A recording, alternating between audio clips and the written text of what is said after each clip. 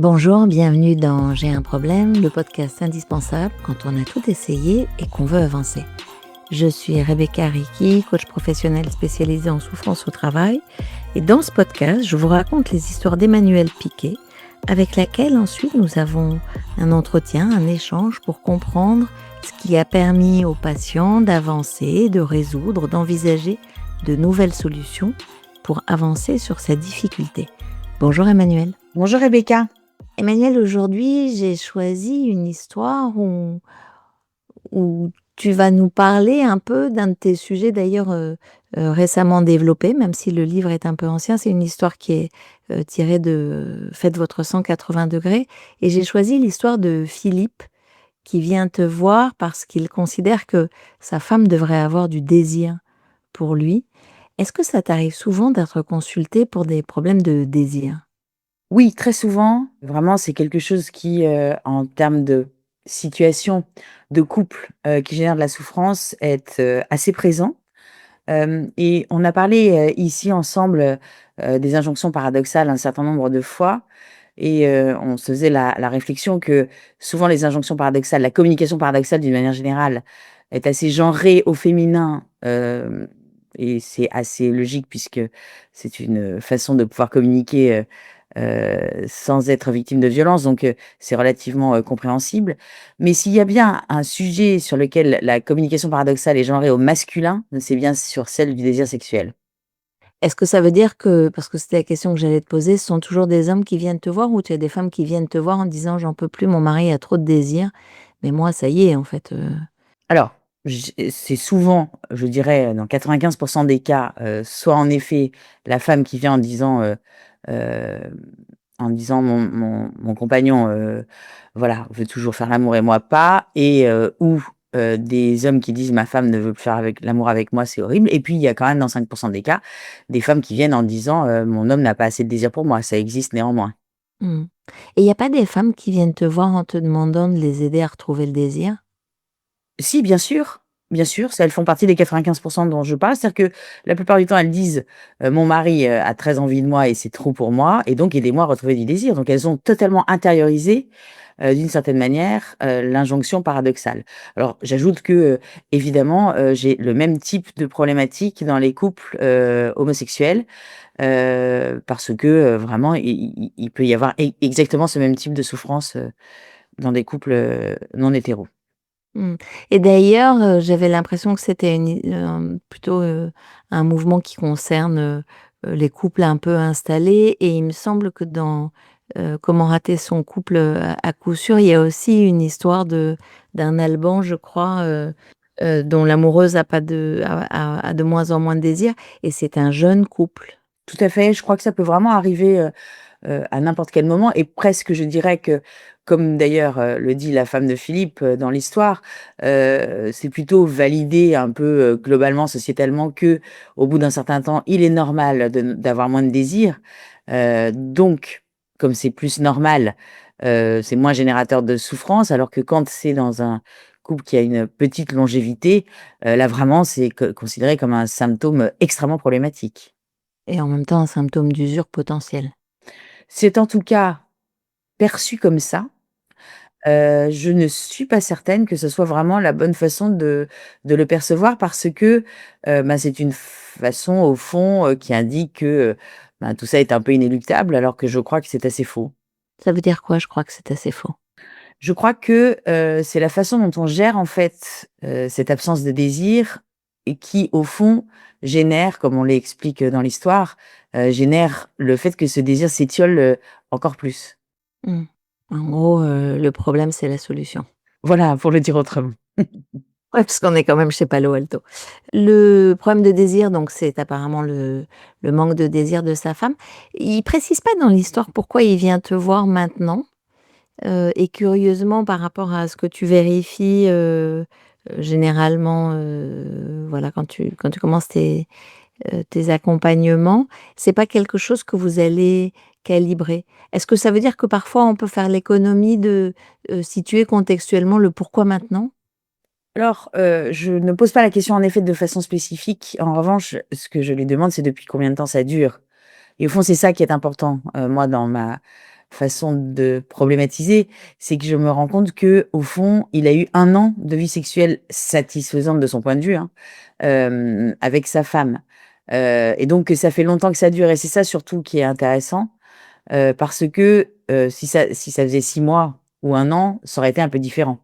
Là, vraiment, c'est quelque chose de très installé, en fait, et c'est ça qui me semble le plus important parce que le pourquoi maintenant, je pense qu'il m'aurait répondu, bah, parce que là, je me suis dit, «Foutu pour foutu, je vais même aller voir un psy, quoi, pour voir, ce qui se passe». C'est un peu ça qu'ils disent, hein, souvent. OK. Est-ce que, tu es tenté, en tout cas moi au départ et comme je te le posais en question en préalable, je me dis: «Bah, peut-être que c'est elle qui devrait venir te voir». Est-ce qu'il t'est arrivé ou est-ce qu'il t'arrive dans ce genre de situation d'inviter, ton patient à venir avec, son ou sa moitié? Ça peut arriver, bien sûr, mais dans l'approche systémique et c'est ça qui est intéressant pour les thérapies de couple, comme pour d'autres thérapies, par exemple, éducationnelles. Dans l'approche systémique, en fait, on sait que comme lorsqu'on, danse un tango, il suffit que l'un des 2 arrête de danser, ces pas-là pour que l'autre soit obligé un peu de s'adapter ou d'arrêter la danse.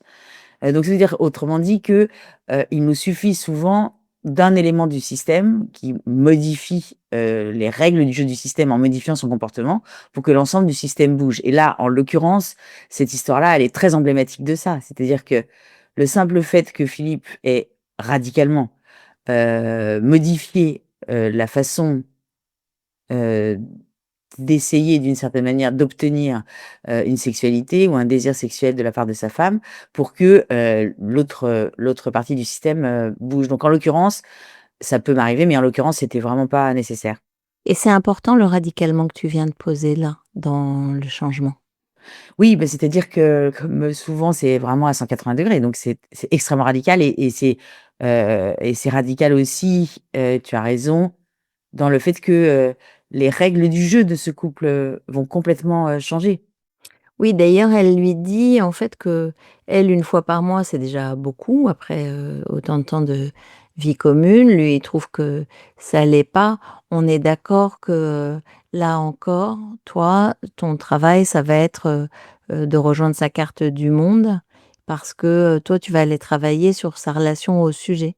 Oui, en tout cas, je vais pas commencer à dire: «Ben, moi, je pense que la normalité, dans une relation de couple, c'est d'avoir, 1 fois par semaine ou 2 fois par semaine ou 1 fois par mois», j'en sais rien, ça ne m'intéresse pas et je pense qu'en effet, il faut pas du tout aller se battre là-dessus. Il faut juste constater qu'en effet, elle trouve qu'1 fois par mois, c'est déjà bien et lui, il trouve qu'1 fois par mois, c'est largement insuffisant et c'est ça qui est intéressant, c'est cette tension-là qui est intéressante. Mmh. Ça veut dire d'ailleurs, on va aller après sur l'issue de l'histoire, mais ça veut dire que, là, quand on te lit, il y a 2 séances, en fait, pour ce sujet? Oui. En fait, nous, d'une façon générale, on est, avec, l'école de Palo Alto, on est à 4,2 très précisément, séances par thérapie. Donc, là, on est sur la fourchette basse avec 2, et puis il y en a qui durent, 6 ou 7, des fois plus. Mais c'est vrai que 4,2 c'est plutôt, très bref. Et pour préciser quand même, pour qu'il y ait pas de confusion, quand tu dis par thérapie, c'est par problème mis en travail? Parce que j'imagine que vous avez régulièrement des patients qui viennent pour une difficulté, un problème, une souffrance, et puis qui reviennent peut-être l'année d'après pour autre chose? Tout à fait, on le fait avec, vraiment à chaque fois le problème le plus prioritaire, le plus urgent. On ne sait pas gérer plusieurs problèmes à la fois. Sauf que très souvent, tout ça est assez entremêlé et que le fait même, de réussir à résoudre, un problème a des effets sur les autres en fait qui nous ont, amenés. Mais c'est vrai que si on devait comparer ça à un plat de spaghettis, on tire à un spaghetti à la fois. Mmh. Là, tu lui dis, alors d tu creuses pas, ne creuse pas en fait la question de, et vous qu'est-ce qui vous irait, et en quoi c'est un problème pour vous? Ou qu'est-ce qui vous fait souffrir? Bon si tu le dis, c'est la question du désir. Tu lui dis que c'est frustrant pour un romantique comme lui qui confond amour et désir. Il y a Là, tu risques pas de le perdre ou? Je pense que c'est vraiment important pour le coup, c'est assez salvateur de faire cette distinction-là. Puisque en plus, elle l'a fait, heu, lui, en fait, il fait une équation totale en disant, «Je l'aime, donc je la désire et donc elle m'aime, en tout cas, c'est ce qu'elle prétend, donc elle devrait me désirer». Et je trouve que c'est intéressant d'aller un peu, écorner ça, quoi, en fait, mais tout en le disant de façon affectueuse, en disant: «Comme vous êtes infiniment romantique, vous pensez que quand on aime, on désire». Non, je pense pas prendre le risque de le perdre parce que je le dis de façon hyper affectueuse. Je lui dis que c'est un romantique et c'est plutôt, positif dans ma bouche. Mmh. Oui, bah, tu continues après tu dis que son désir prend toute la place. Vous avez une alliance, forte. À quoi tu sens parfois que tu as pas l'alliance? Bah, quand les gens, commencent à argumenter, en fait, en me disant: «Non, mais je crois que non, en fait, c'est pas exactement ça», dès que je sens une réticence, même, non verbale, par rapport à quelque chose que je viens de dire, là, immédiatement, je métacommunique en disant: «Je pense que là, j'ai dit quelque chose, avec lequel vous n'êtes pas d'accord». Je laisse rien passer, en fait, et si je vois qu'en effet, c'est quelque chose qui génère une escalade symétrique, hein, puisque, vraiment, nous, notre priorité en tant que thérapeute, ça doit être vraiment d'être, sur cette balançoire-là, la balançoire un peu tape-cul que de quand on était petite, d'essayer de pas être tout en bas, ni tout en haut, de toujours être à la recherche de cet équilibre parfait, où tu te souviens quand on était petite, on était en équilibre, face à l'autre là et donc ça veut dire que chaque fois que je sens qu'il y a quelque chose qui va se déséquilibrer, alors je métacommunique pour comprendre et pour, rétropédaler ou, voilà, faire en sorte qu'en effet, cette résistance ne vienne pas, freiner la thérapie. Mmh. Quand tu dis: «Quand tu le sens», c'est vraiment quelque chose en lien avec, toi, ta sensibilité?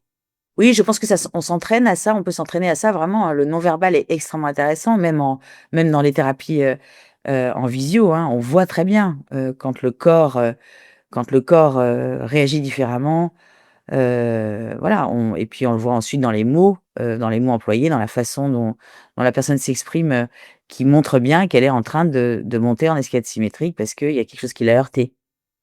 Est-ce que tu peux expliquer aux auditeurs, parce que là tu viens de parler effectivement du non-verbal, un peu quel est le fond théorique, sur, les théories de la communication, le non-verbal et cetera chez Palo Alto? Alors chez Palo Alto, en fait, Václavic parlait de communication analogique et de communication digitale. Donc la communication digitale, c'est vraiment tout ce qui est de l'ordre du contenu, donc de ce qu'on va dire, de ce que des mots que je suis en train d'employer pour te parler. Et la communication, analogique, ça va être tout ce qui est, un peu au-dessus de notre point de vue. Au-dessus, pourquoi? Parce que c'est ce qui prime, en fait. C'est-à-dire, le ton, c'est-à-dire, en effet, les adverbes employés, c'est-à-dire, le non-verbal, ce que dit le corps. Et au fond, ce que Bateson notamment a théorisé de façon assez claire, c'est que lorsque la communication digitale et la communication analogique ne sont pas alignées, c'est-à-dire qu'elles n'envoient pas le même contenu, eh bien, ce qui prime, c'est toujours, toujours la communication analogique. C'est-à-dire, c'est toujours le non-verbal, qui prime sur le verbal. Si par exemple, j'écris en réponse à un message de mon mari qui me dit: «Est-ce que, ma mère peut venir manger ce soir?» Je dis n'importe quoi, hein, mais: «Est-ce que ma mère peut venir manger ce soir?» Je réponds: «Oui, bien sûr», en minuscule et je mets pas de point, ça veut dire quelque chose. Si je mets «Oui, bien sûr» avec un point, ça veut dire autre chose et si je mets «Oui, bien sûr» en majuscule, ça veut dire encore autre chose. Mmh. Quand c'est exactement le même contenu et ce qui va primer, c'est en effet, l'analogique. Et il me semble que ça a été théorisé dans des études et qu'on a considéré que, seulement 7 de la communication, digitale, constitue la réception du message et 93 partent de la communication analogique et du reste, ça rejoint le «on ne peut pas ne pas communiquer». C'est important de le préciser sur la question du silence, parfois, de penser que quand on ne dit rien, d'une certaine façon, ce serait s'abstenir de communiquer et ça n'est pas vrai. Ça n'est pas vrai. OK. Est-ce que, ensuite tu lui proposes de vérifier s'il y a juste une étincelle et si pas d'envisager, la séparation? Tu fais quoi là en tant que thérapeute? C'est-à-dire que quand on parlait d'injonction paradoxale, en début d'épisode, on voit bien qu'ici l'injonction paradoxale de Philippe vis-à-vis de sa compagne, c'est en substance: «Aie du désir pour moi». Or, vraiment, c'est le fondement même, pardon, de toute, injonction paradoxale. C'est d'exiger de l'autre, qu'il ait au fond la volonté d'avoir du désir et au fond quand, volonté et désir sont alignés, tout va bien. Autrement dit, si en effet, cette femme avait du désir pour son mari et en plus, elle voulait en avoir parce qu'elle considère que c'est son rôle d'épouse, alors ça serait aligné, tout irait bien. Mais quand on commence à vouloir avoir du désir alors qu'on n'en a pas, le combat à l'intérieur de la personne, parce que souvent les femmes, je le redis, intériorisent cette injonction, hein, de «je dois avoir du désir pour mon mari», eh bien, c'est toujours en effet le désir qui gagne. En l'occurrence, c'est l'absence de désir qui gagne. C'est-à-dire que cette volonté écrasante à la fois de la part de Philippe et à la fois de la part de sa femme, parce que je pense qu'elle s'exhorte elle aussi, une fois par mois, à vouloir avoir du désir, ça provoque exactement l'inverse de ce qu'ils veulent tous les 2. Et donc, je veux bloquer ça, en fait. Je veux bloquer ce message paradoxal et du désir. Je veux vraiment que, d'une certaine manière, il aille presque jusqu'à cette idée qu'il pourrait, en effet, se trouver face à une femme qui n'a plus de désir du tout pour lui et que, vraiment la seule option, c'est de renoncer à vouloir obtenir du désir de cette femme. Donc, je le plonge dans cette, possibilité parce que c'est la seule façon de l'amener à cesser de vouloir contrôler l'incontrôlable. Vouloir contrôler le désir de quelqu'un, c'est vraiment vouloir contrôler l'incontrôlable.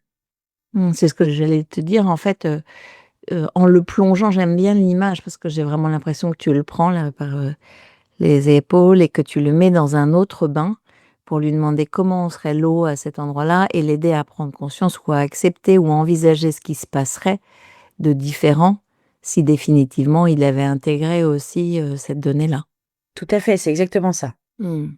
D'après toi, est-ce qu'il y a quelque chose dans, je sais pas, l'éducation, le qu'est-ce qui pourrait expliquer qu'on soit autant, parce que c'est assez général, tu l'as dit tout à l'heure, tu as dit qu'il y a des choses qui étaient incarnées par les femmes et d'autres par les hommes sur la question des injonctions paradoxales.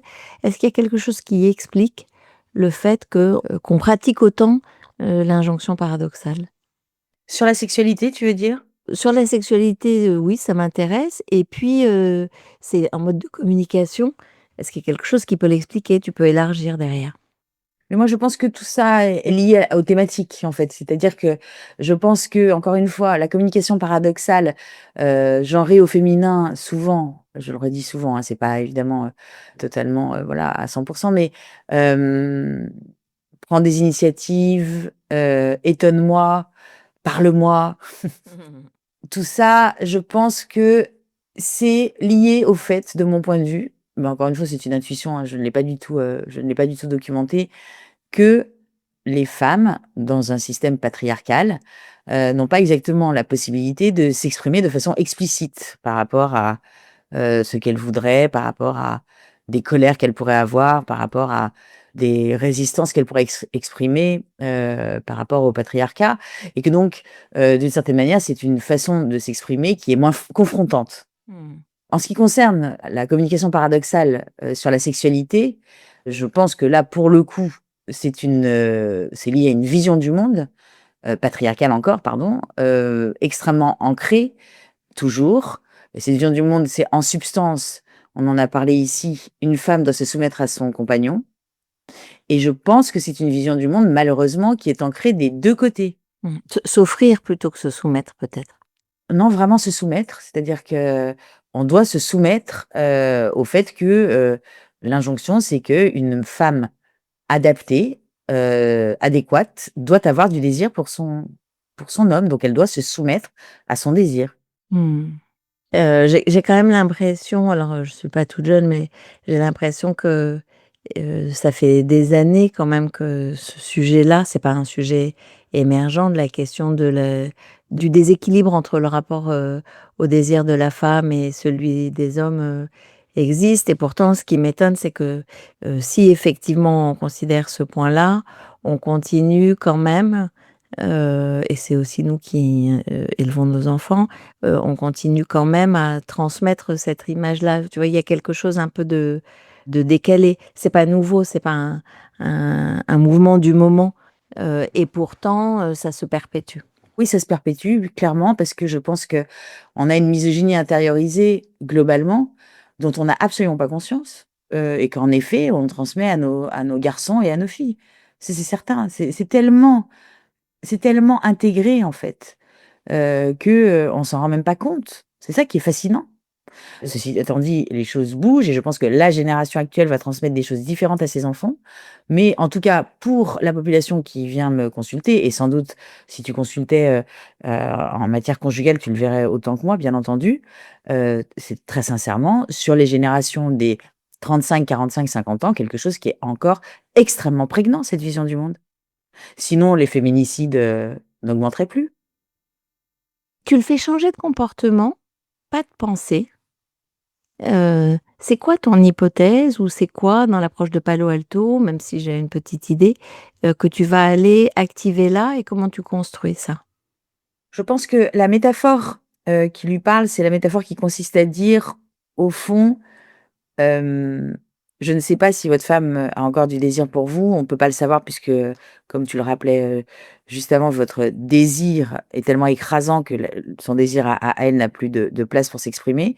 Mais je ne sais pas si on l'a écrasé définitivement ou s'il reste encore des braises. Et pour ce faire, pour comprendre ça, pour, diagnostiquer l'état de la sexualité ou du désir plus exactement dans votre couple, il va falloir qu'on se mette en observation en arrêtant cet écrasement d'une certaine manière. Et du coup, sous prétexte de vouloir en effet opérer un diagnostic, je le fais changer de comportement comme tu dis. Maintenant, ce que je crois qui a beaucoup fonctionné aussi, c'est que j'ai mis cette femme en colère en disant, à son compagnon de dire que la psy avait dit que vraisemblablement, il y aurait plus jamais de désir, et ça l'énerve terriblement et ça fait partie au fond aussi, du virage à 180°. C'est-à-dire que pour l'instant, elle se bat pour essayer d'expliquer que, elle a pas de désir et qu'il faut pas l'emmerder et du coup, quand quelqu'un vient dire: «Bah oui, je comprends que vous ayez pas de désir, d'autant qu'à mon avis, vous en aurez plus du tout».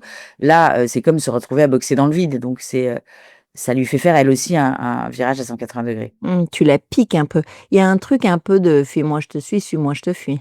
Oui, de toute façon, il y a quand même ça, mais ce qui me semble vraiment fondamental ici, c'est aussi de considérer ça, comme un continuum. C'est un continuum théorique, mais que je trouve intéressant. C'est-à-dire que je trouve que avant de parler de sexualité dans des situations comme celle-ci très problématiques, où au fond, on le voit bien dans la façon dont, Philippe le décrit, cette femme est de plus en plus en évitement de contact de son mari, hein. Moi, les femmes me racontent qu'elles sont, en effet, elles restent très tard, devant la télé ou devant une série, pour pouvoir, aller dans le lit le plus tard possible.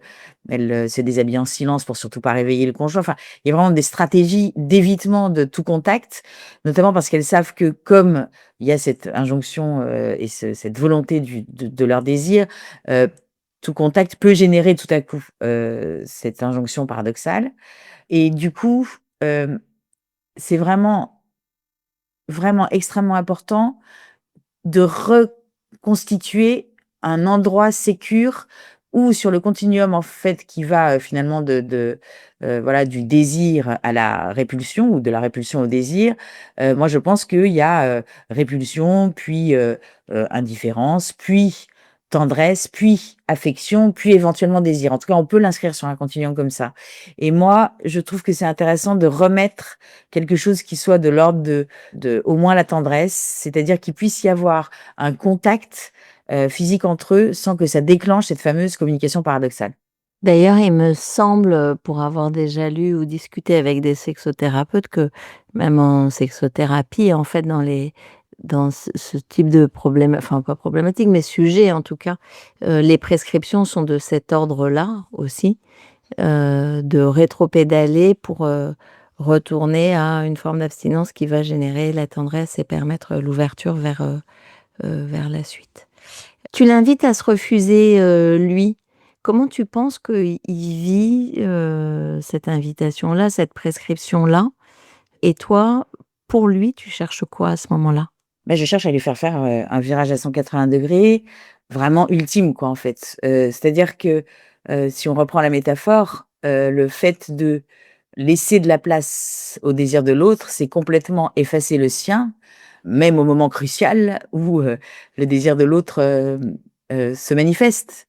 C'est vraiment aller au bout de la démarche, d'une certaine manière. Mmh, ça revient un peu, ça reconnecte avec ce que je te disais tout à l'heure sur, tu lui demandes d'envisager les choses de façon radicale et c'est ça qui permet de lui faire vivre, aussi, une expérience émotionnelle correctrice à elle, pour le coup, non? Mais Ouais. aux 2 puisque, en fait, à elle aussi, c'est-à-dire que elle, tout à coup, elle ressent à nouveau du désir, donc c'est même plus une expérience émotionnelle, c'est une expérience sensorielle, ce qui est exactement, aussi intéressant, hein, et lui, il fait une expérience, pour le coup, je pense, émotionnelle et assez, réflexive. C'est qu'en effet, bah, il a bien fait de laisser de la place au désir de sa femme, et ça, c'est quelque chose, qui, à mon avis, heu, est vraiment, hyper, hyper important, en l'occurrence dans cette situation-là. Et au fond, quand on dit radical, c'est vrai que je trouve que c'est intéressant parce que c'est radical au sens où c'est à 180°, c'est pas à 120° ou à 130°, c'est à 180°, donc par définition, c'est extrêmement radical. Mais j'ajoute, parce que, je trouve que c'est très intéressant dans cette situation-là, qu'un virage radical, il se fait, à tous les moments, où cette problématique a lieu. Et donc elle a lieu, avant, une éventuelle, relation sexuelle, mais elle a lieu aussi pendant la relation sexuelle. Il se passe des choses aussi pendant la relation sexuelle, et là aussi, il faut qu'on fasse un virage à 180°. Mmh. Oui, c'est intéressant effectivement, j'avais pas, jalonné, là où ça se manifeste et du coup, contre toute attente, elle devient une amante, absolument féroce, et c'est assez marrant. Est-ce que tu crois là, tu viens de dire quelque chose d'intéressant pour moi conceptuellement, pour quelqu'un qui se poserait ces questions-là. Tu dis finalement, ce faisant, c'est même pas le «suis-moi, je te fuis», et cetera, c'est, en faisant de la place au désir de sa femme, il permet à ce dernier de s'exprimer, en étant incarné par ce qu'elle est elle et non pas en étant guidé ou commandité ou, assigné par son propre désir à lui. Oui, en effet, il va permettre au désir de sa femme de s'exprimer ou pas. Je pense que ça, c'est extrêmement important, et c'est parce que je suis allée là en séance qu'on n'est pas dans une espèce de tactique pour contrôler à nouveau le désir de sa femme. Mmh. Moi, je l'ai mis dans cette, possibilité, hem, voilà, de considérer que peut-être sa femme n'aurait plus jamais de désir pour lui, et je pense que c'est absolument important parce que, sinon le risque, c'est qu'il prenne tout ce que je lui fais faire pour, «Nous allons ensemble ranimer le désir de votre femme», et là, on est à nouveau dans une tentative de régulation, extrêmement contrôlante et encore une fois contrôlante de l'incontrôlable. Donc je lui redis à la fin de la séance, de la dernière séance, que je suis très inquiète, je pense que ça n'est qu'un feu de paille. Je redis, en fait. Je redis que, voilà, ça ne dépendra pas de lui, que c'est qu'un feu de paille, et que si jamais ce feu de paille se retrouve, à l'état de braise, il faudra faire marche arrière toute. Enfin, je consolide ça en prescrivant la rechute, comme on le fait souvent, en fin de thérapie chez nous, pour ancrer d'une certaine manière le virage à 180° qu'il vient d'opérer. Mmh.